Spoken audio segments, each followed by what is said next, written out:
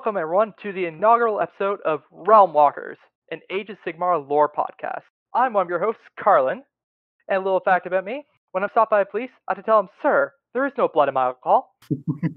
And next to me, Greg, feel free to say hi. My name's Greg. Oh God, I can't think of anything. I'm not funny. Don't make me say funny ha-has.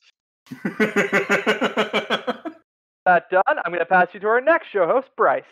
Hi, I'm Bryce. I'm the guest group Stormcast player, so you'll get to listen to me get bullied about that for the next We will. few episodes or ongoing. I'd like everybody in the comments to make sure to call Bryce a dirty Storm Marine, Sigmarine player. Thank you very much. So, welcome. We are a new podcast focused on Age of Sigmar lore and Age of Sigmar, well, actually, just Warhammer hobby in general. We are three hobbyists and lore lovers who just want to explore more of the Mortal Realms with you. So, I'm going to kick this off actually with Greg telling us how long he's been playing, mainly because Greg is so full of himself that he'd be upset if I didn't let him go first. That is true. I always need to be first.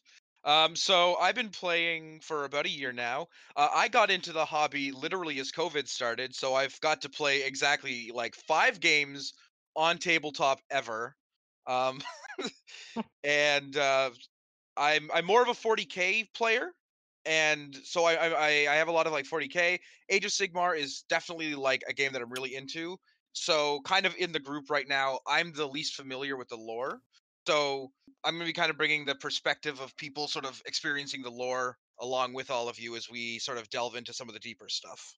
And yeah, that's me. 40k lover, so you know. Bryce, would you like to go next, or shall I go? You can. Alright.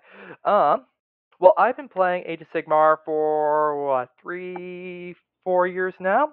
I fell into the hobby.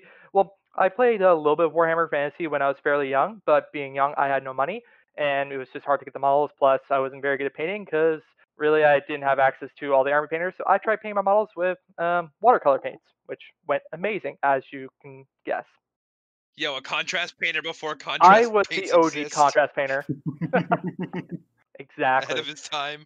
But yeah, so I fell into the hobby when I dropped by our local Warhammer GW store, and the employee that was there, literally, it was his first day too. He got like welcomed me right away, and he was super into Age of Sigmar because Age of Sigmar was really young at that point. It had just started because what we're just 5 years in now, I believe. So it was maybe 2 years old. But he right away was like, "Here, this is how you play it." He showed me all the start collectings, and I thought about it, and then I bought my first start collecting, and from there I fell in love with the game and have been playing ever since. Bryce, tell us your story. Well, yeah. So I've been playing for I guess since 2018, so 3 years now, maybe a little bit less. Yeah, about a month out from 3 years. I started playing by getting the Soul Wars box. I had a friend who wanted to try out the game and was really interested in Night Haunt. So I was just like, whatever, get the box. I'll play whatever else is in it. So obviously the other half of that was Stormcast. And to be perfectly honest, I wasn't super into the game to start. But then I just one day needed something to read, was at the store to actually get some paints for my Stormcast, and picked up a book, and trying to remember which one it was. I think it was the Neve Black Talon book. I think it was I've First heard good Mark. things. But yeah, I read that and I was like, holy crap, these Stormcast are really cool. So I just started getting into more and more of the books, and it really helped me kind of visualize how I wanted to do my army and stuff like that. It's awesome. So you had a lore context right away. Mm-hmm. Oh, not right away, but yeah, definitely a lot earlier than I expected to. Because like I bought the Battle Tome just for the stats. I didn't really care about the stories, and I was like, maybe I should go back and reread these. I'm just going to correct myself. I just double checked. Age of Sigmar is about 5.5 years old. It will be 6 years old in June. Oh jeez. Sorry, we're Okay. reading this. So young. No, I was just gonna say that like I kind of had like a similar experience in which like I didn't really know much about like Warhammer lore initially. Like as I said, I started with 40k. Um, I only knew that like there was a game store, and I got to paint one of the cool Space Marines, and I saw all the Tau, which is my favorite Ooh. 40k army, and like I know weeaboo fish people, um, They can't eh, melee. they can't space communism forever, and then it was then later on that like I started like reading the lore, and then like I really fell in love with the game, and that's why I'm really excited to like be doing this podcast where I'm gonna get a chance to start learning the lore of Age of Sigmar, because I know I've read a couple of Age of Sigmar books. I think it was specifically the Soul Wars book with Nagash. I think it's the only book I've had a chance to read so far, and what I've been able to read on the Wikipedia. So like coming in on this podcast is going to be really fun to learn all the different like characters and events that occur with things like the Realm Gate War and stuff that we're going to be talking about later. Um, Hmm. Nagash, I mean, Nagash the Undying King with Yes, that guy. cranky old man Nagash. Yes, that'll lead into my favorite lore tidbit when Perfect. we get to that part. I'm excited. Yeah, and for me, like with lore and all that, like I kind of got into it more as I kind of got the battle tome and saw, oh, there's this huge story to it, and fell in love with the army that I was playing. But I'll get to that in a moment because I need to keep up the theme and make sure that Greg's not upset and ask him, what factions do you play? Okay, so remember when I said that I don't know the Age of Sigmar lore?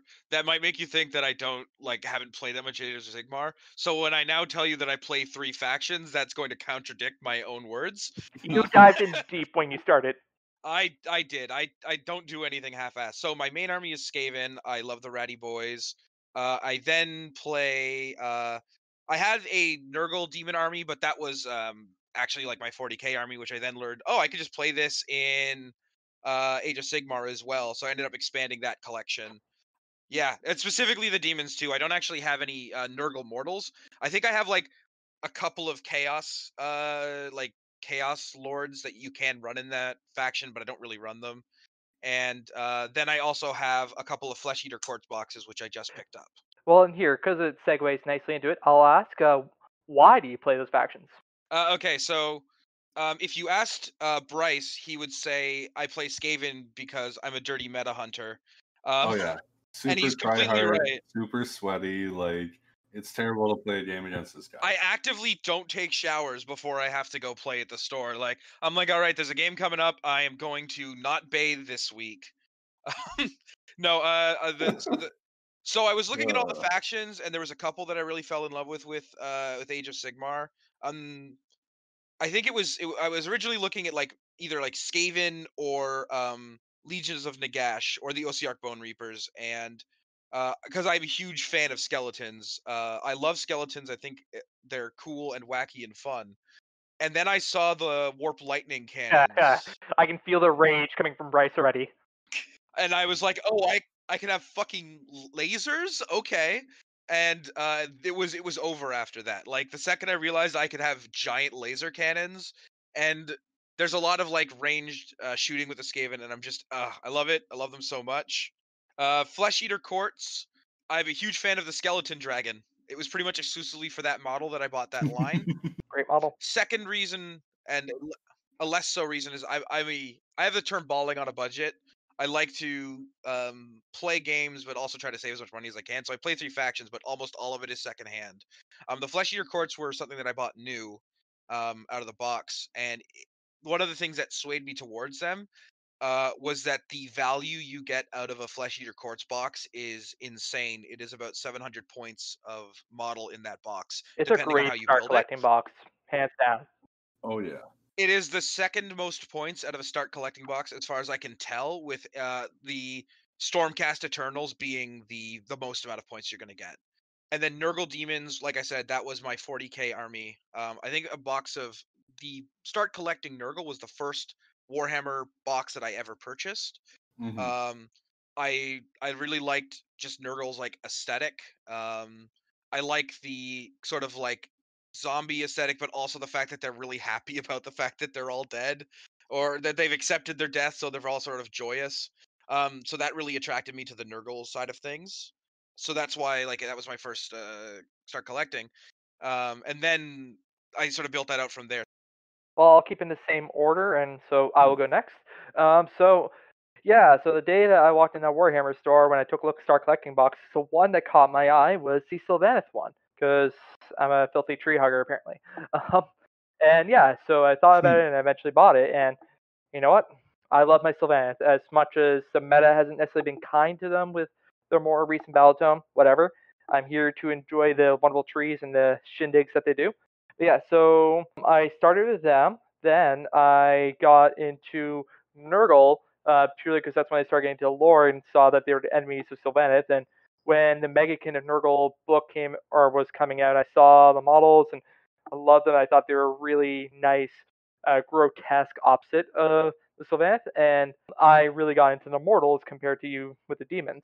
That said, I do have three great unclean ones, but I Yeah. love the mortal line, all the blight kinks and such. There's Way to flex on me with my one. three great unclean ones. Oh. No thrice-fold befoulment for me. I'm just one guy.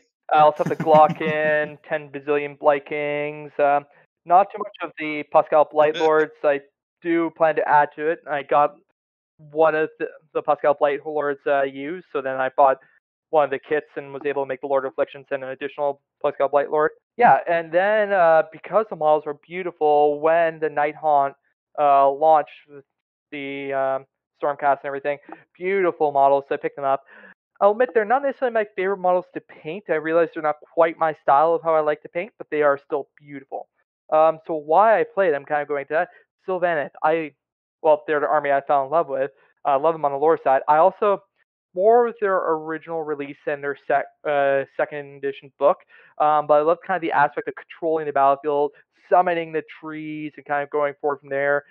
Kind of made fun narrative stuff. They still do that, but it's a little trickier now. But just beautiful models. I love just the roaming trees on the battlefield, having my tree lords going in about trying to smash things, more likely getting smashed or whatever.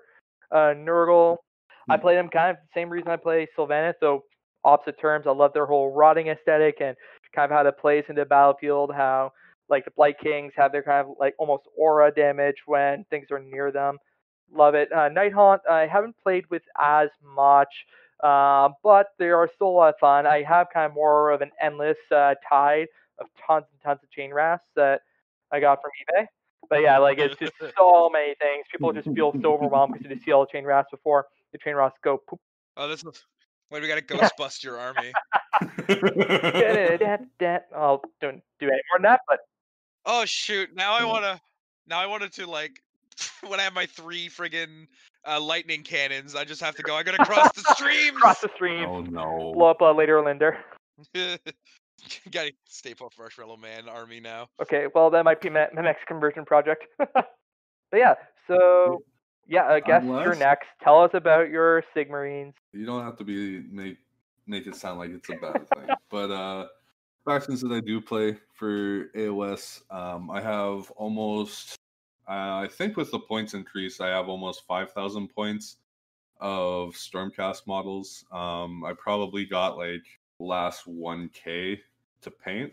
I have like a Celestin Prime, like 10, what do you call them? From Soul Wars. I can't remember them all of a sudden. With the swords and staffs. You move on. I'll figure it out. Yeah. I have a couple concussors and my Lord Celestin left to paint. I still can't understand why I can't remember them. But while Grade's pulling up that name for me because I can't remember the names of my own models, even though I love them, I also have a decent amount of points into a Slaves to Darkness army, and then I also have a Fire Slayers army that I recently picked up. I'm gonna use that one more for smaller games, I think, but at the same time, I do really want to expand that one because the models are just fantastic. You're gonna use the Burning Dwarfs for small games. I get it. Short joke. Yeah, I mean that was unintended. You take it as you will, but that was unintended. Bryce, I'm not sure which one it is. Is it the Evocators, the Castigators, Yeah, or the Speculators? Evocators. That's it. I kept thinking knight something. I was like, they're not knights. But yeah, the Evocators. They're fantastic models, and like they look really cool. I Yeah. have some that are just the swords and staves, and then I have I think 10 that are the grand staves. Didn't build those ones, but they look cool, and I got them for cheap, and they're Nice. pretty good. Yep. But yeah, why do I play them? The armies that I do. The Stormcast, honestly, I didn't intend to play them, but when I was like, hey, these guys are pretty cool, and I used to play a lot of World of Warcraft, so anybody who has massive shoulder pads is cool in my books. But That's yeah, just more once I protection. actually, pardon? That's just more protection. It just Oh makes yeah, sense. absolutely. Like my soldiers need to be covered head to toe with armor. I mean, that's kind of counterintuitive, or that's counter to the Fire Slayers, but you want to know what? Their I just skin want to is say armor. I totally want to convert a Stormcast now, but who is literally all shoulder pads, because this is all I thought I was going to hear there for a moment. Hey man, you could probably pull it off and it wouldn't No. look too bad. With the Slaves to Darkness, I really got into that army with the Start Collecting box that came out last year. Great models. But on top of that, Yeah. just Archeon. He's such a cool dude. I bought one of the Warhammer Fantasy books, and I read about that. And honestly, for the first while, I felt bad for the man. I won't spoil it right now or anything like that. We might cover it later. But yeah, I felt bad for him for a while. And like, honestly, I was like, you want to know what? I think I want to work on this army more because it gave me more reason to buy an Archeon model, which I haven't yet because there's no way I'm going to build and paint that up anytime Fair soon. enough. So might as well keep the Full money in my bank. model, but expensive and huge. So I get that. Oh yeah. All right, Yeah, hey, so so Bryce, good. before you move on, this is an Yes. important question because Sure. me and Carlin, we're both repping Nurgle over here, and you've got a Chaos Warrior army, or Slaves to Darkness army. So, favorite Chaos God? I mean, I think we all know this one. You got to say it aloud. We got to know. We got to hear it. Confirm it. Blood for the Blood God. And there we find it, everybody. Bryce is the Bryce is by himself with his love of corn. We're over here repping Nurgle as you should. No Hey, respect Corn for is all grandfather. rage and very little intelligence. No wonder you couldn't remember the names of those Stormcast. Okay, you want to know what, man? When there's 65 different models to your army, That's then fair, you can especially when start, all of the models in your army look exactly the same. Yeah, and they're all named almost exactly the This, same. blah, blah, blah, blah, blah, blah. Something prosecutor, blah, blah, blah. Yeah. But getting to the third one, the final one, the Fire Slayers.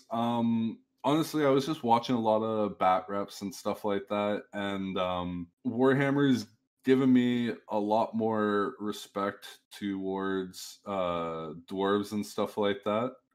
When it comes to fantasy settings, my likes and stuff like that when it comes to fantasy settings have been all over the place as I've grown up. So I really like how their societies and stuff like that work in the books and in the lore. And after finding out about like how Urgold works and why they're trying to collect it, and like just all this stuff and how they work culturally, and then also after watching them in bat reps, I was like, yeah, I gotta try these guys. They look really fun, and the paint scheme that I'm going for with them is going to be challenging, but if I can actually do it the way I want it to, I think it'll just look really I've seen cool. pictures of what you're thinking of, and it's looking great. Kind of the darker skinned almost. Mm-hmm. Yeah, I really like the Fire Slayers too. They're very like aesthetically traditional dwarf, which I really like about them. Actually, that reminds me, because I don't have too many of them, I kind of forgot. Another faction I have been kind of collecting, I haven't really played with too much, is Cauldron Overlord, so kind of the opposite of the Fire Dwarfs. I just have to point out, I love the fact that I have the opposite of Sylvain from Nurgle. You also have the opposite of the Stormcast with Slaves of Darkness. Oh yeah. That was actually another reason behind me getting the army. Was I kind of wanted to run the two, like the canon good guys, big air quotes there. They're not free of doing bad shit. And then you also have the bad guys who are the Slaves to Darkness. And I was just like, yeah, if I have a friend come over, we can do like a mirrored game. I thought that'd be really cool. Meanwhile, I'm over here like exclusively playing evil factions, with the exception of the one faction that's evil but thinks that they're good. It explains so much, Greg. What do you mean? They're all honorable knights. Look, evil's fun. I don't want to be a goody two shoes. Aye. So this will bring us to the next section, and once again, continuing with Mr. Arrogant Greg, It's not mostly, true. somewhat. Okay, it's true. What drew you into the hobby, man? I know you started with 40K, and that's fine. The hobby is the hobby. So tell us about it. So it's kind of I'm a huge fan of like miniatures in general. It is a long running through line that I can like go back to like my childhood. Um, and if anybody lives in Scarborough, they might have known of a place known as God, it was the Miniature Village. It's long since been sold off, but like I've always loved miniatures. And there was a store, in the there was a store in my local mall that we'd always pass by, and I saw all the really cool like robots and stuff like that. And I'm a huge sci-fi guy, and so that sort of drew me in to 40K. Was like the tabletop aspect and the miniatures and the robots. And then Age of Sigmar sort of drew me in because I had a lot of friends that were playing Age of Sigmar, and at first I wasn't super like into the concept, and it was once I started learning about the different factions that I had like an ability to ground myself in it. Like specifically, once I started like reading about the Skaven and like how they mixed into everything, and I found out that the lore is like really, really solid in Age of Sigmar. It's one of the benefits of such a young game comparatively. Like they do have all the old rules that they'll draw on, but because they're treated like legends and all that, kind of gives them a lot to play with compared to Yeah. 40K. Like the lore, from what I understand, 40K is good, but it's so dense because there's just so much. Oh yeah, no, it is ridiculously dense. There is so much going on. And They're they're there's making they're making good efforts from what I've seen to retcon a lot of the old stuff though. So Yeah. And the other thing for me, specifically for Age of Sigmar, was that there was just some models that I was just like, oh god, like Age of Sigmar is definitely a newer game because hot damn, some of these models are fresh. what do you mean the Eldar are totally an updated line? Don't worry about it. We will get a new Eldar at some point in the future. They promise. Oh, there's a new Drukari box coming out. Oh yeah, okay, there we go. The Eldar aren't updated. New Drakari box on the way. It's fine. Don't worry about it. Tyranids got a model 4 years ago or something like that. Oh no. Like the intricacies and of some of the models in Age of Sigmar are really cool. Oh yeah. The way This is a very specific term that I'm going to use here. The verticality of units in Age of Sigmar is really cool.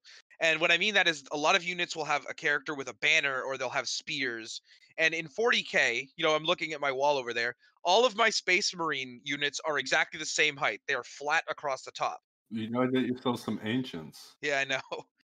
But like my Skaven models, there's dudes with banners and there's dudes with spears. So there's a variation in height in those units, and like that sort of verticality, it makes them look so cool on the tabletop, and that's something that really really appeals to me from the Age of Sigmar perspective. So I've really just come to like love the game mostly through the model range at this point, but and also through the Mhm. lore. Sorry if I got a little rambly there.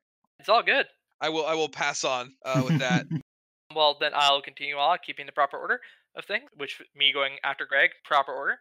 Yes. After me. Everybody goes after me. I'm first. If you're playing Skaven, you'd want to be behind me because just means I could stab you in the back. I don't know. I'd like to be in front of you across the table shooting lightning at you. So yeah, what drew me into hobby? Like I've already kind of told you my story of walking into the Warhammer store, but I have always been into miniatures myself as well. My wife and I have a huge board game collection, and I've always enjoyed those minis. Some of my favorite games, actually, one of them is called Rum and Bones. I love the miniatures in that. And tried to get into War Machine / Hordes for a little bit.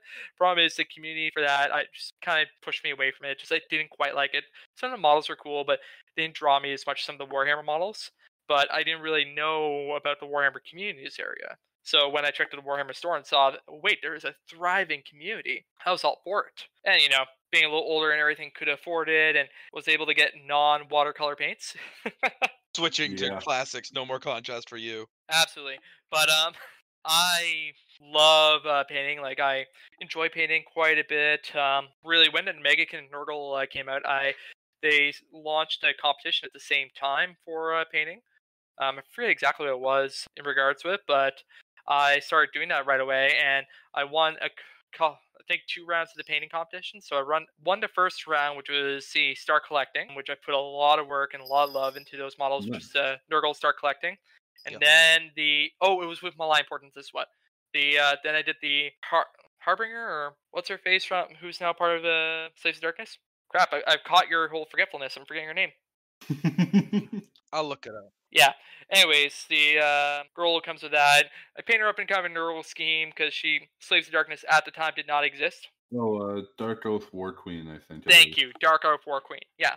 So I did her up. I kind of lightly converted her by adding a hanging head on the end of her axe. Hmm. And once again, that got me the win of that. And I didn't win the last round. What I added in? I think I added in Blight Kings. And yeah, but it was a lot of fun. And I fell in love with the hobby aspect of it, building, painting, and all that. I've done a couple other painting competitions since. I've always done pretty well. Did a tournament a year or two ago, and I had to race for all my Sylvaneth, but the nice thing about it, I learned a whole bunch of paint tricks, how to paint quick, and learn how to hide things that you don't want necessarily. Like if you're trying to skip things in details, like to paint quicker, but you don't want it to be too obvious. I've learned tricks how to do that. And yeah, and I've always been told my Sylvaneth army looks great, and it's like, yeah, there's some things that aren't painted, but you'll never know about because I've learned how to hide it. I mean, the fact that you've gone through and added leaves to almost your entire army is fantastic. A lot of fall flock. Oh yeah. Yeah, you're like genuinely that army looks so friggin' nice. Thank you. I like the autumn theme that you went with. Like it's super pretty. Thank you. I am super happy with it. And yeah, I won a prize with my painting of the Arch Revenant as well. I think I got second in that. But yeah, it was really nice. And that's when I really got into wet blending a bit more. And yeah, so I just love the hobby. It's so much fun to paint. And it's something I'm Mhm. trying to, make sure I do a little bit of every day. Even if I put down just a couple of paint strokes, it's still something done. Yeah. Yeah. Anyways, Bryce, you tell us, what drew you to the hobby?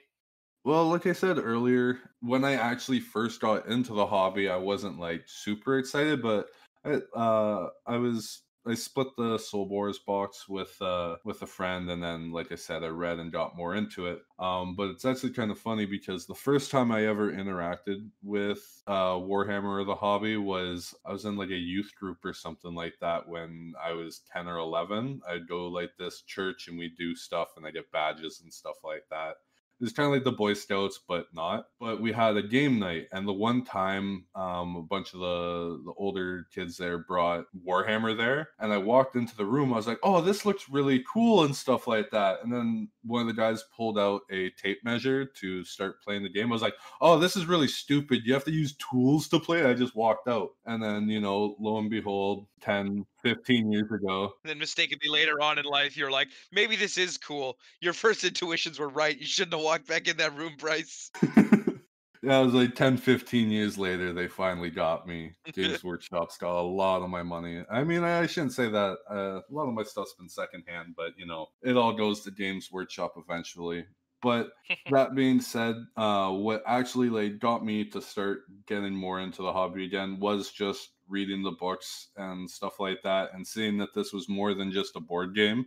That this was, an ever expanding, ever changing universe, that the decisions of characters actually mean something in the story. It's not just rolling dice and being like, hey, I won. I can have a little bit more. Like when I play my Vandus Hammerhand model, I know some of the stuff that he's done. I know who his character is now, so it means just a little bit more. So stuff like that definitely got me to keep painting my models and wanting to buy more models and stuff like that. Make me Yeah, want to, make a little bit of my own lore around it, especially with my Slaves of Darkness. I'm kind of gonna do my own thing with that. that's how the plastic crack addiction starts. Oh yeah, Oh yeah. absolutely. And you want to know what? I just got know the paper crack addiction with Magic the Gathering, so at least I use some of my cards and stuff like that. Like I've barely paid anything for my Slaves of Darkness because of Magic the Gathering. So thank you for that, Wizards of the Coast. Well, and I would say on the price aspect of hobby, I think Warhammer in the grand scheme of things is way cheaper than Magic. Because when I played Magic the Gathering, I won't say how many thousands I've spent in that. And yeah, very happy I got out of that. And frankly, yeah, I don't think I've spent nearly as much, even though it's Yeah. more expensive up front, I would say. But when you're trying to make the perfect decks and then especially if some cards become harder to find and more rare and therefore more expensive. It just adds up so quickly. It's actually it's spiked in price in this last year and as well. My younger sibling plays Magic Modern and all that. Oh well, they play modern. That's why.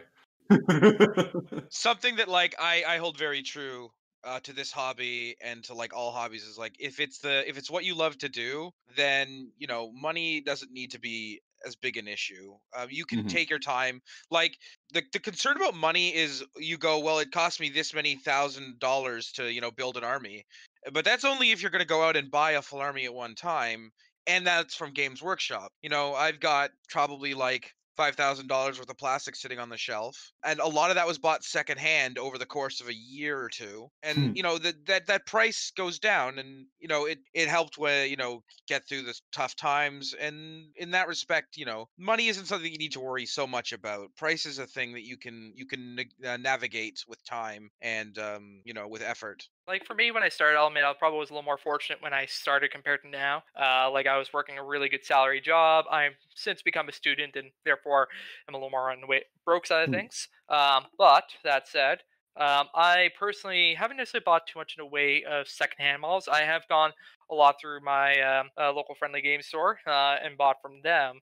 And most local friendly game stores will offer you, 10 to 20% off. That's how I get my models. So it's still Mhm. slightly cheaper in GW. So I will buy at the Warhammer store because before everything happened in the world, I used to play there a lot. That say, I'll buy something there because I want to make sure it stays open because they have my favorite tables. In the end, Yeah. though, I make sure I support my most local store that I may not play at, but they offer some great prices and they're great guys too. I Oh yeah. want to support them as a business because I want to keep them around because they have all the board games I love and I want to just keep them going.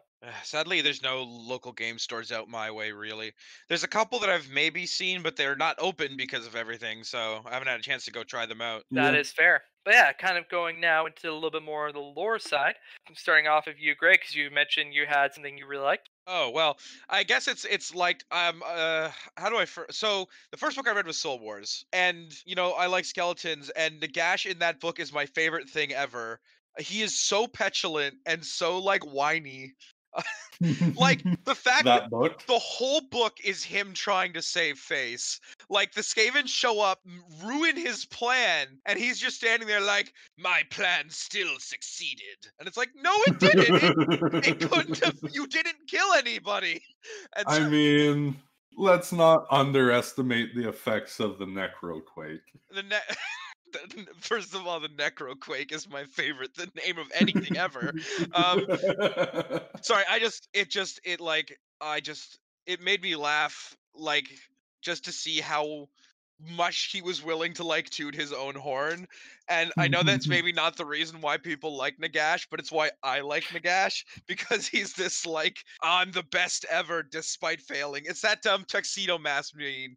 Like my work here is done, but you didn't do anything. Yeah. Oh, Nagash. Like I said, so at present, that's sort of my favorite lore tidbit. There's another very specific one involving a greater unclean one, and I don't know most of the context surrounding this. I've only heard the story, and it's my favorite. Of it, there was some sort of like a Sylvaneth, like enchanted river or something like that, and they couldn't cross it because it was like always healing and purified. So they just put a greater up clean one up the river to sit at the bottom, and Oh yeah, yeah. it just sat in the water, going to the washroom every day, and corrupted the river by doing that. And that's so silly and like such a funny thing. And I just fell in love with that like little story. So those are my two favorite lore tidbits. But like I said, as I develop my knowledge of the stories as we go through this podcast, I'm definitely going to be able to pick up more stuff that I'll probably like quite a bit more. There's so much great stuff. For me, well, you're gonna love this, Greg, because one of my favorite lore bits actually comes from the Skaven. Actually comes from what I consider two funniest factions, which include Skaven and Gloomspite Gitz. Which one's funnier? I would argue Gloomspite Gitz, but they're both hilarious in their own way.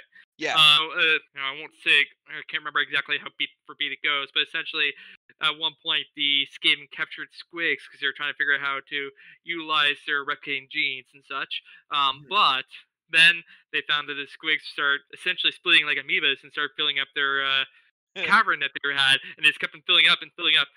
Skaven's great idea to work with this, like, oh, we'll make this a weapon testing zone. Oh no. And yeah, so, since they had an unlimited supply of squigs, they can test every weapon they had and just try to do the best to eliminate all the squigs, even though the squigs were just keep on coming, keep on splitting like amoebas. Yep. It's brilliant. I love it so much. Another thing with Skaven is just there are knot and such where they dig through universes. Just all the kind of funniest things like that.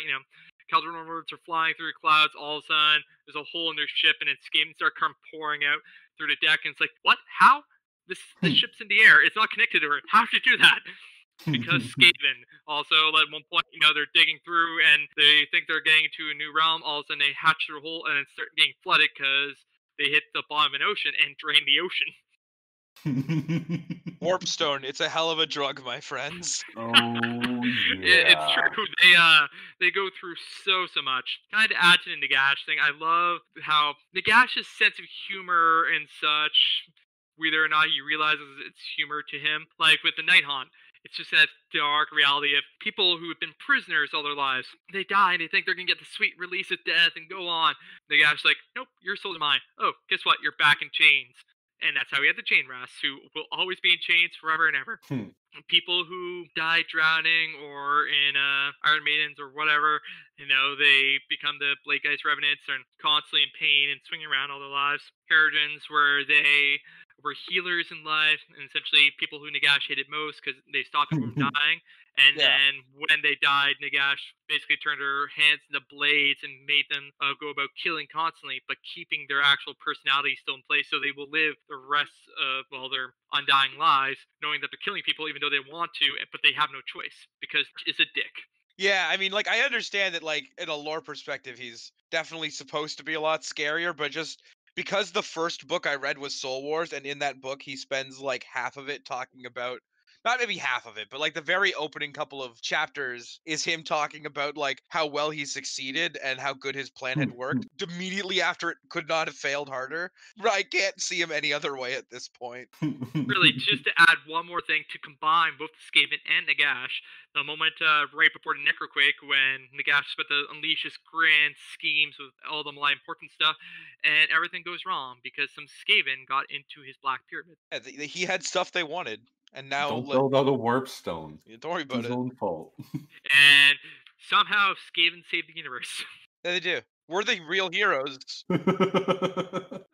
Okay, before I carry on too much, Bryce, you tell us your favorite lore tidbits. Actually, one of my favorite lore tidbits is another thing of the Soul Wars. But I won't explain exactly. But I really like the fact that I guess it isn't limited to Soul Wars. There's kind of a reference to it for Gorka Morka doing this in a different book. But I just love the fact that, Sigmar, Nagash, the other gods I'm sure have done this before, can just choose one guy and be like, okay, we're going Rock'em Sock'em Robots with you two. I find that hilarious that that's something that actually happens in the stories, but it's just, I don't know, it's funny. The other thing for me that I've always kind of really been interested in, and it's there's an entire actual book series based around it, but the Weapons of Lamentation, I believe they're called.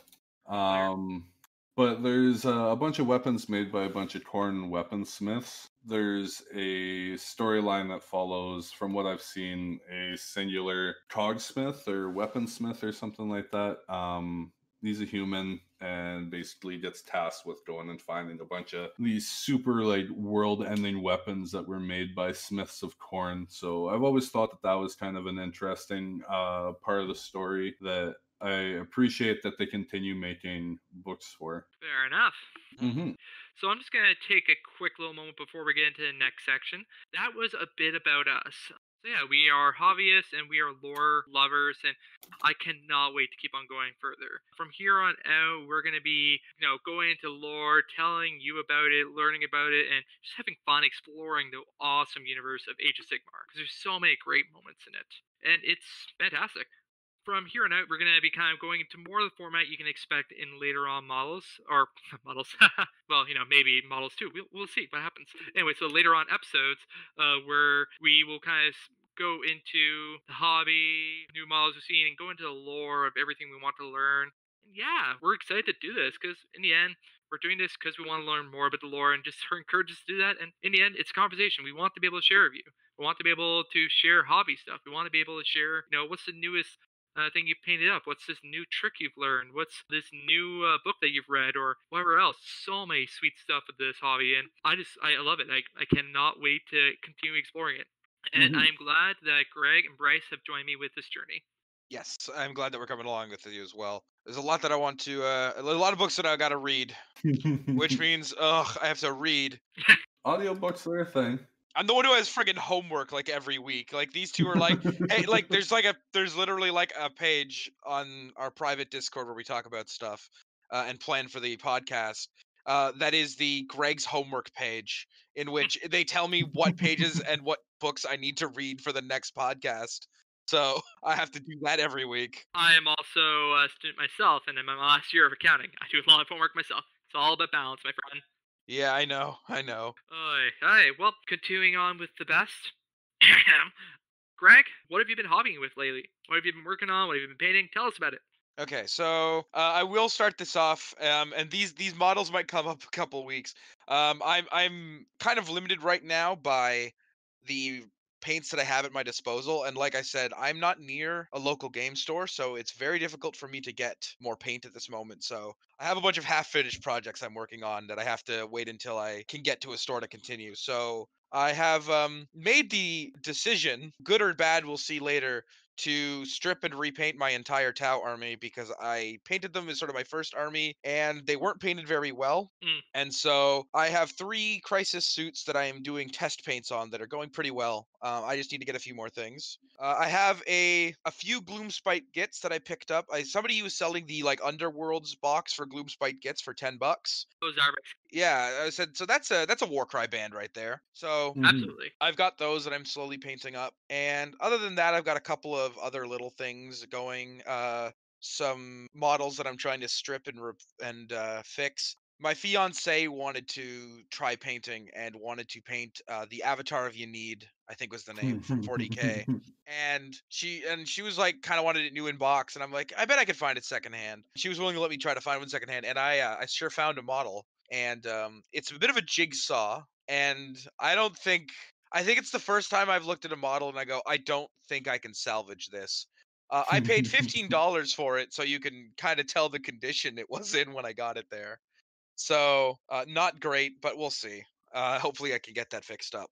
It's for you, man. Hopefully. Yeah, and so that's been my last week of hobbying. Oh, and I finished up my Flesh Eater Quartz army. That was the big thing. I still have to top coat them, and it was my first time using like flocking on a base rather than just paint and the texture paints that Games Workshop has. But I've just finished up. I've got 2 start collecting boxes finished, the endless spells, and I did a couple of conversions. I have a temporary proxy Archregent, which is a Chaos Lord with not a Chaos Lord, a Ghoul King with some wings attached from the Crypt Flayer extra bits. So that was pretty good. I don't know where I got it from, but I had like an old vampire ghoul that works perfect for one of the ghoul courtiers. So that was pretty fun. And at some point, I got to top coat them, but I got that finished up, which I'm very happy about. Well, congrats on finishing up an army. Always a great feeling. My recommendation is if you can sit, I don't know where you are in your stripping process, but keep one of the Tau. It's always nice to have, your first model and kind of look back and be like, yeah, look how far I've come. Keep one of the drones because apparently I can't use them anymore. They're 20 points apiece. So I mean, let's I'm not get sure into they'll that. fix it. Let's not I'm get into sure that. they'll We're not here fix for it. 40K rules and Might Salt. Nope, not at all. No salt. Denied. All right. That's it.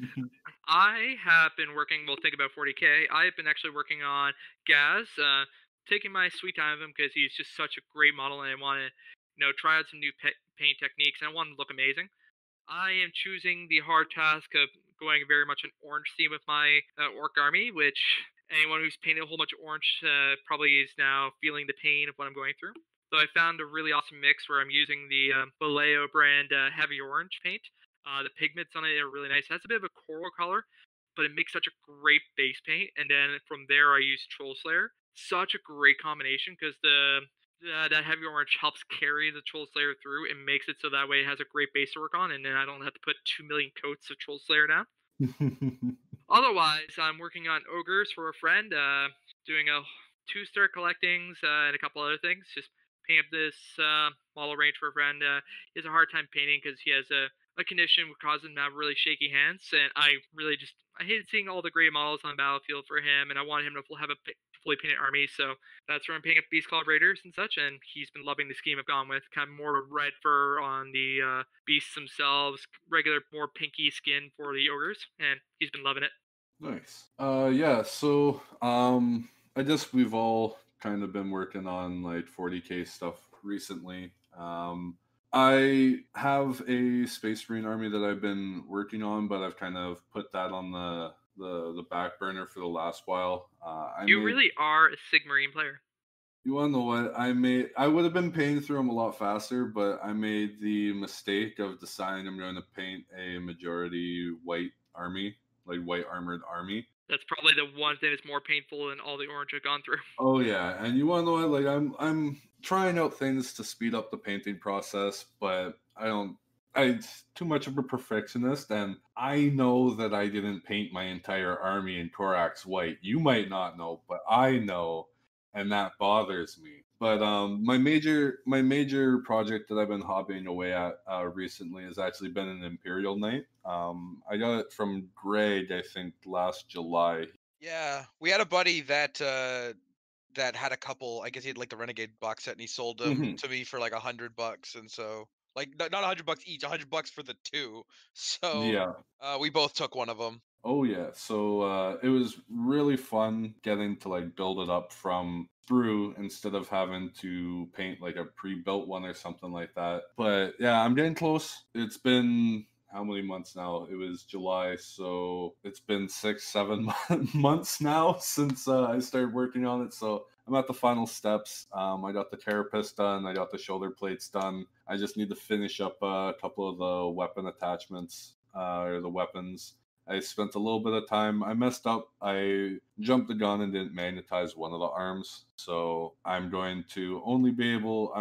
Every loadout for this Imperial Knight's gonna have one Avenger Gatling cannon and then a magnetized arm of something else. So I only really plan on running it as a Knight Crusader, so it's not that big of a deal that runs the Avenger Gatling cannon. AOS stuff for hobbying recently, I haven't been doing too much just because I've been trying to like test out how certain paints work and stuff like that because I really want to get these Fire Slayers that I got recently right. I guess I didn't mention it earlier. There's some artwork out. I'm pretty sure it's definitely official artwork of Grimnir fighting a giant. They call it a salamander. It looks like a giant tortoise.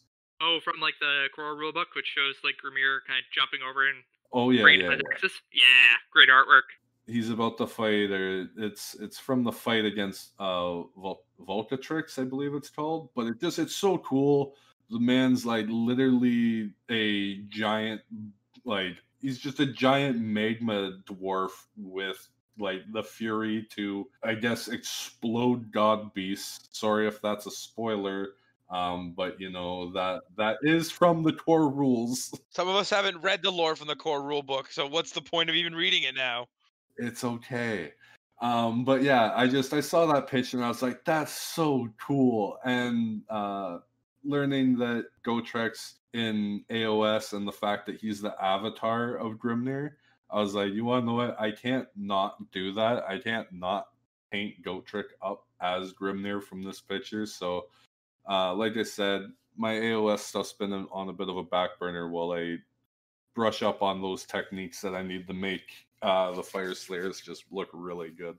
Nice. Well, think about awesome models. This brings us to our next section, Model Watch, where we talk about all things hobby and new things that are coming out and getting released in the near future. So, Greg, take it away. What models did you want to talk about? Because I think you had some cool ones. Yeah, so we got a list here of some models and things we want to talk about. So first up, we got a look at some new the new Underworld. Auric. That's the word. Yeah, there's the new orc. So it's head Kraka. Mad Mob. I don't actually know how to pronounce that first word. It That looks is a. like Head Crack is Mad Mob. You know what? It's definitely Head Cracker. Yeah, it's Head Cracker the Mad Mob. I like this guy. I friggin' the claws on him, the little skull on his back. He is gnarly. I think he's just so cool looking. I really like the fur. I like orcs. I like the fact that he's not super covered in armor. Like that's kind of a thing that I'm not a huge fan of the Iron Jaws. They're so heavily armored that you don't get to really see the physicality of the orcs. That they're these big beast men. They just kind of look like giant dudes in armor.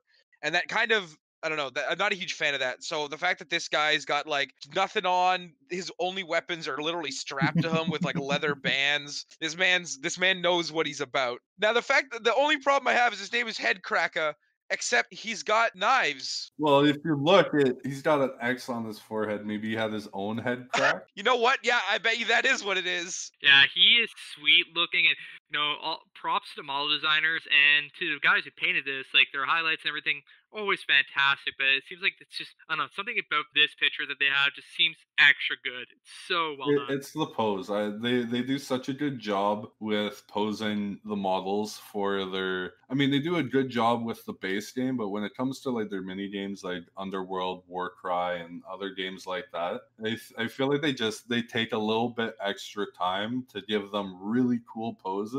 I think it's And, like, because this one, it's just I really like it. Oh, sorry. I think it's because you've got maybe 10 models at most yeah, in your absolutely. warband. And so like if all of your 10 models look exactly the same, it doesn't look that good.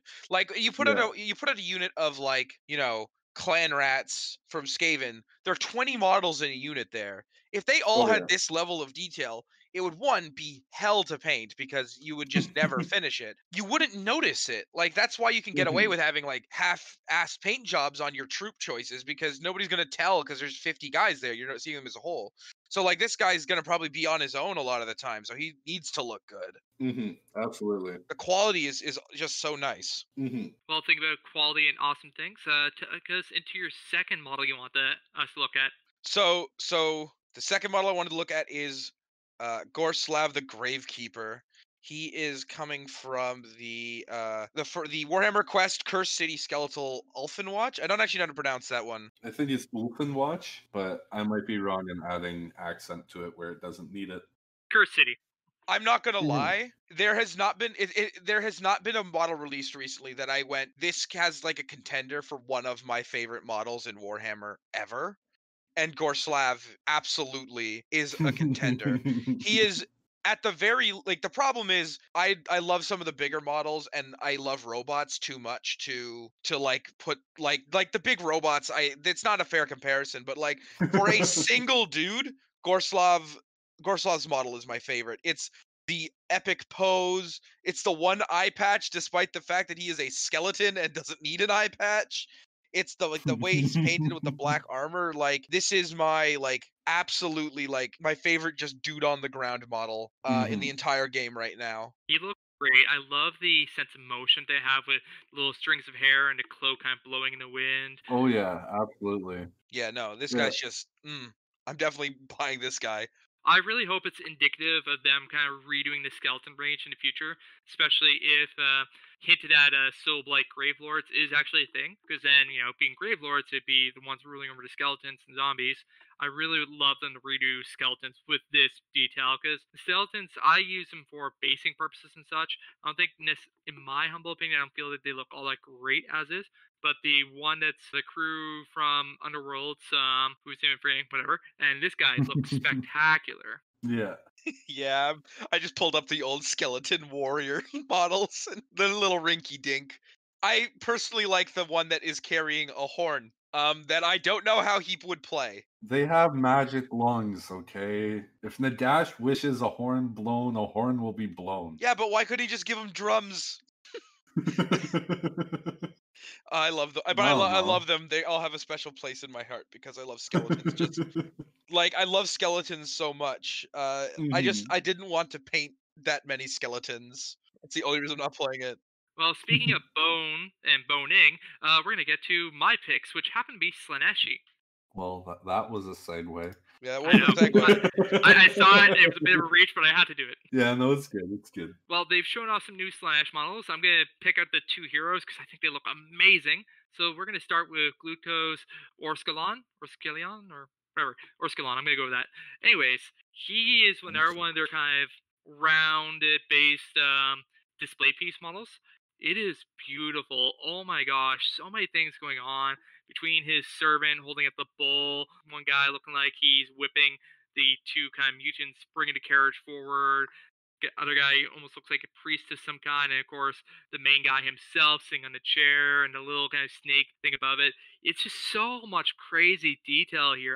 It blows my mind, and I'm only as a hobbyist, I'm just imagining painting this like probably good a couple sub assemblies here to make sure I get all that detail because there's just so much there. Yeah, I really think that they're aiming to give each army like a really heavily detailed model, because like this one really kind of reminds me of the Catacross one, how it has Absolutely. the retinue. So it'd actually be really cool to kind of see them, from here on forward, kind of doing more models like this where it's I like the retinue kind of style that they're doing with models and stuff like that, where it's like, sure, on the table you can't see it, but if you're using your imagination, your guys are fighting through these retinue before they like get to the final bad guy there. So I really like how the models don't have to do anything but can still help you tell a story as well. I think I'm gonna be a bit of a contrarian opinion here, and that's totally fine. I don't know. Like, I feel personally like conflicted about this model. Okay. I really like it, but I think there's just too much going on. Like, I have trouble. There's so much happening in this model that I have Mhm. trouble figuring out what is going on. And that's just for me. It's just a little busy, and I don't think there's any breathing room for it. It's not that I don't like it. I think it looks really cool. I just, Would you say it's excessive? Yes, you know it's what? Shut definitely up. excessive. And I've decided I am leaving the podcast. Thank you. And now it's a duo podcast between me and Bryce, Oh where I no. shit on Stormcast all day long. This isn't gonna be fun. Oh, And there's that brings. 4 guys on there.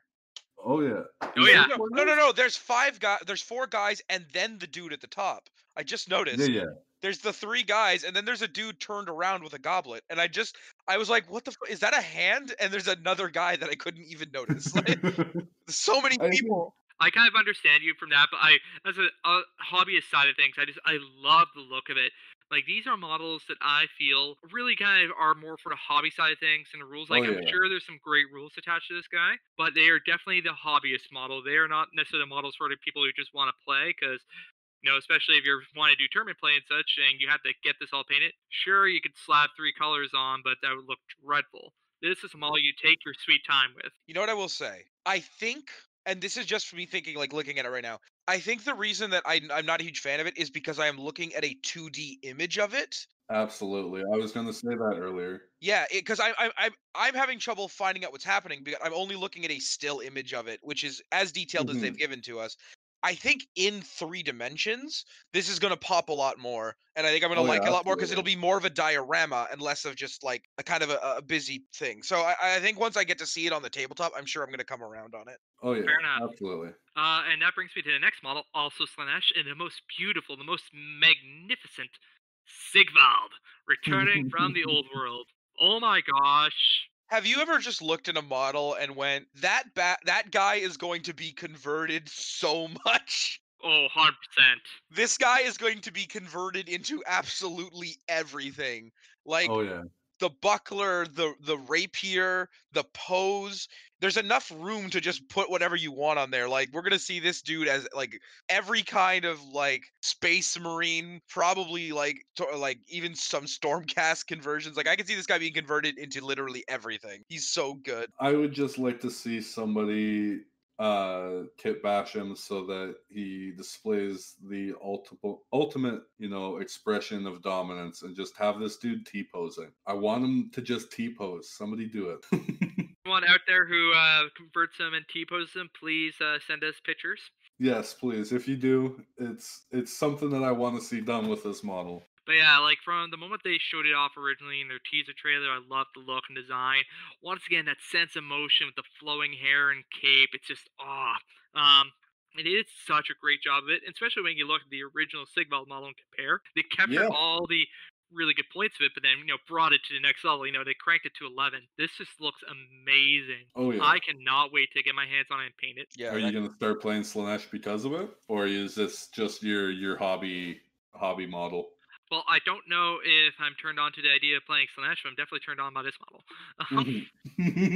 I mean, that's what it's aiming for, at least. If this model turns on at least one person, Games Workshop is happy. Exactly. But I'm gonna be honest with you, like the releases. So I didn't really like Slanesh in, for the most part, from everything that I had read and seen. Despite Fulgrim being my favorite Primarch, I wasn't huge on Slanesh, and like the model range that they're releasing right now has completely like 180'd me. Like they are all so freaking amazing looking. Oh, In yeah, fact, I think we're not done absolutely. talking about them because Bryce has another Slanesh model coming up. Yeah.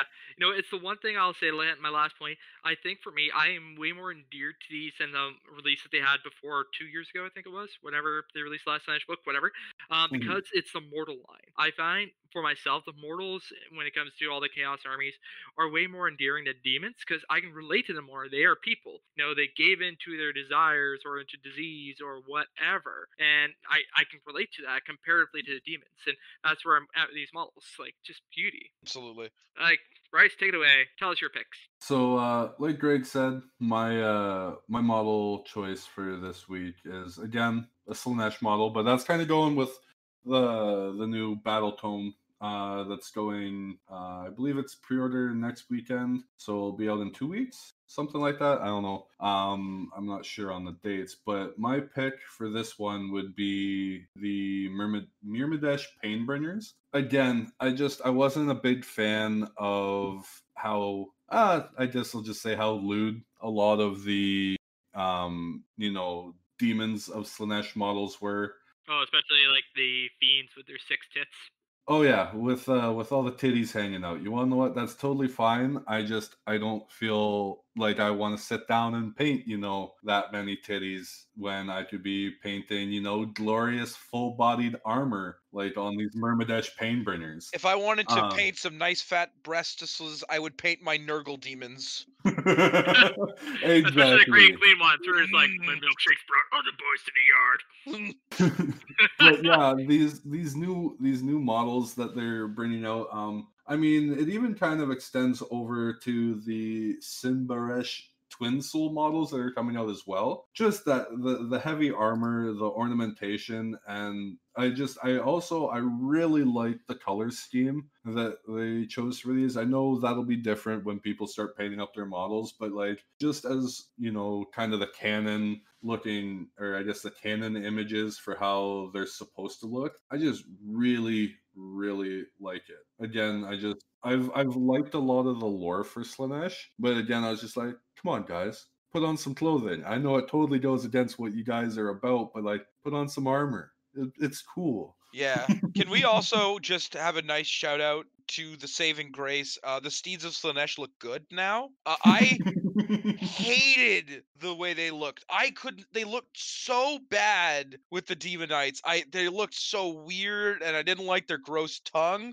I like the new steeds of Slanesh. They look a lot more like raptors. They're wearing armor. They're almost a little cute in some of the pictures. They kind of look like seahorses to me, looking at the artwork right now. That's it. They look like seahorses. They don't look like awful. I like them. I like these soft good boys. I don't like the nightmare beasts that were the old ones that I hate and I don't like to look at. I love the design that they're going with, almost kind of that mix of Arabian and I would almost say like Roman Colosseum type look with the Blitzbarb archers. Kind of, they have almost an Arabian theme going on, but then Mirradish Painbringers almost have that kind of Roman cathedral like armored look to it. It's such an interesting blend. It looks so good. Hats off to them. Like they did a great job here. Slanesh is good now, everybody. We did it.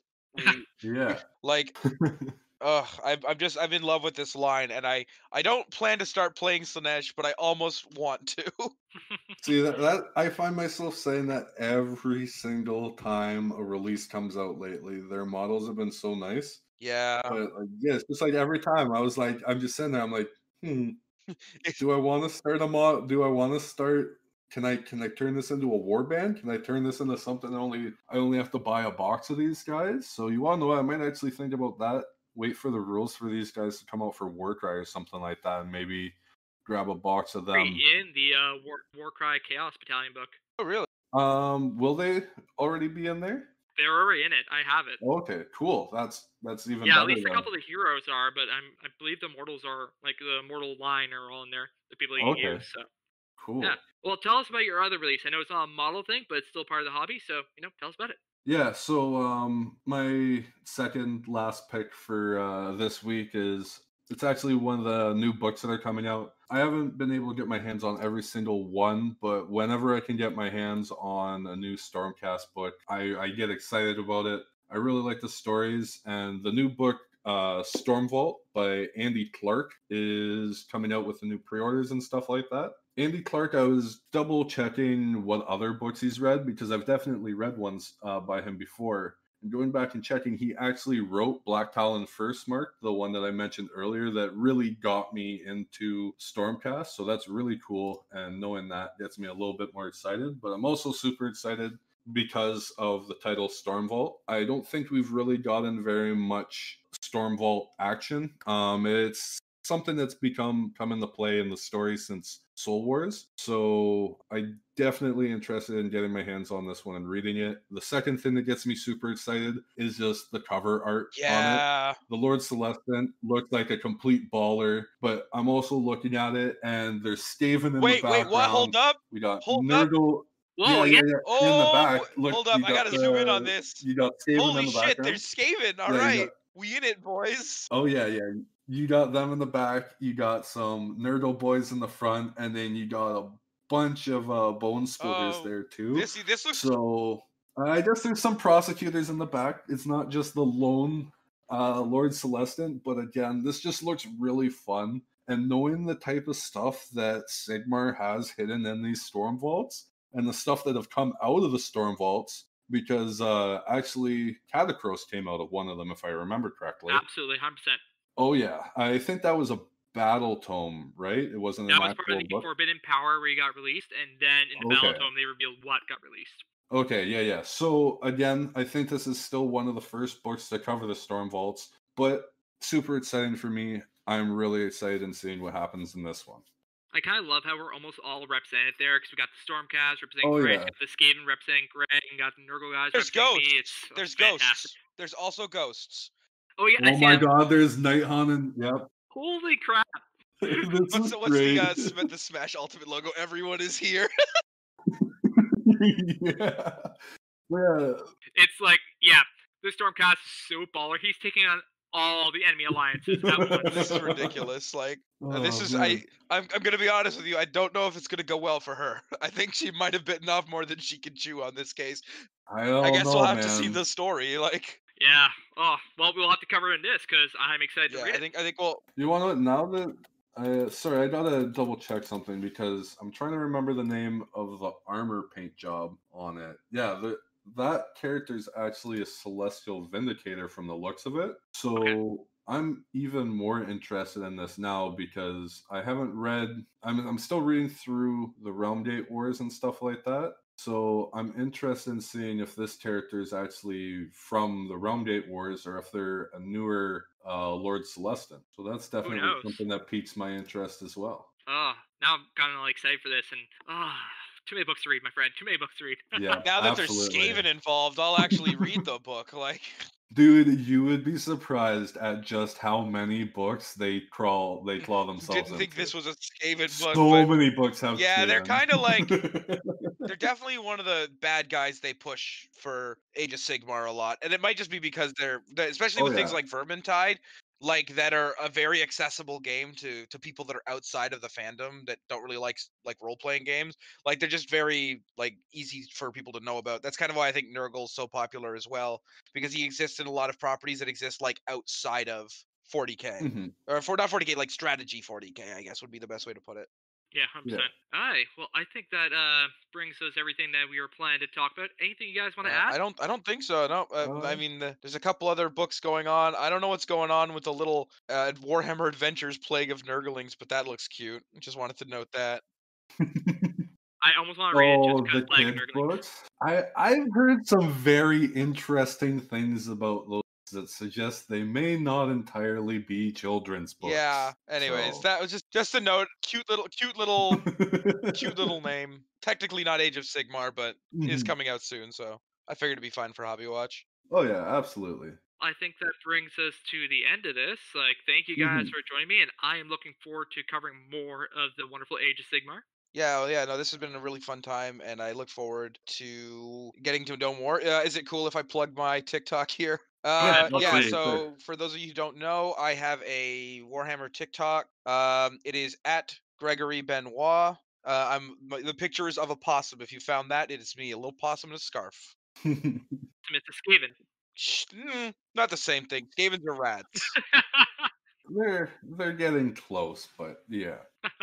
Oh no, I was gonna say that I wanted to paint my Skaven as possums, but it was just beyond my skill set at the time. Yeah, and for me, I love fun doing this. I guess to the people that do listen to this, please try and remember that this was our first one. If you've listened this far, if Please be kind you, with your reviews.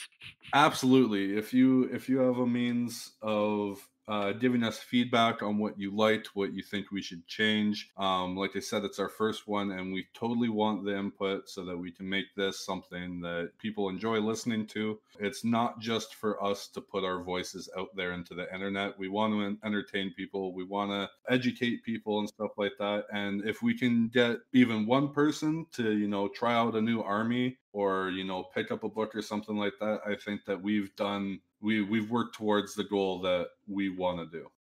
My goal of this, I just want to talk about Age of Sigmar with some friends, like-minded Absolutely. people, and I want to teach people more about Age of Sigmar because I think the lore of Age of Sigmar, partially because it's such a young game, but it's just so forgotten, or just people don't realize it is. Think of the game that, and they might be a little bit terrified to get into it. And in the end, there's not much in the way of lore out there, and which means there isn't all that many perspectives on it, and some of the things can be interpreted differently. So I wanted to, throw our own perspectives. In fact, there's three of us. We might have three different interpretations of things. And in the end, we're teaching more people, teaching them this, and if they want to pick up a book because, like, you know what, I heard the summary, that sounds awesome, and actually want to get more into it, awesome. And they say, you know what, let's check out this hobby if they weren't already in the hobby, fantastic, because the hobby is fantastic, the community is great. I just want to see more people playing Age of Sigmar because it's just such a great game. Absolutely. Perfect. Well, thank you everyone for listening. By listening to us, you are now Realm Walkers, joining us as we Well, travel hold up! through I the didn't realms. realize that we were handing out those things. I thought that was part of the premium package. Apparently, just giving it away. We'll figure that out. We'll figure that out. All Don't right. worry about it. All right, yeah. And my thought out ending I had ruined just Yeah, like I'm that. pretty good at it. All right, yeah, have a good one. All right, let me try that again. Thank you everyone for listening. Of course, just like escaping to get it away. Ruining grand plans. Thank you everyone for listening. By listening to us, you have become Realm Walkers, joining us in our journey across the mortal realms. We wish you a great week, stay safe, and enjoy rolling dice. See you later. Bye. Bye. Have a good one.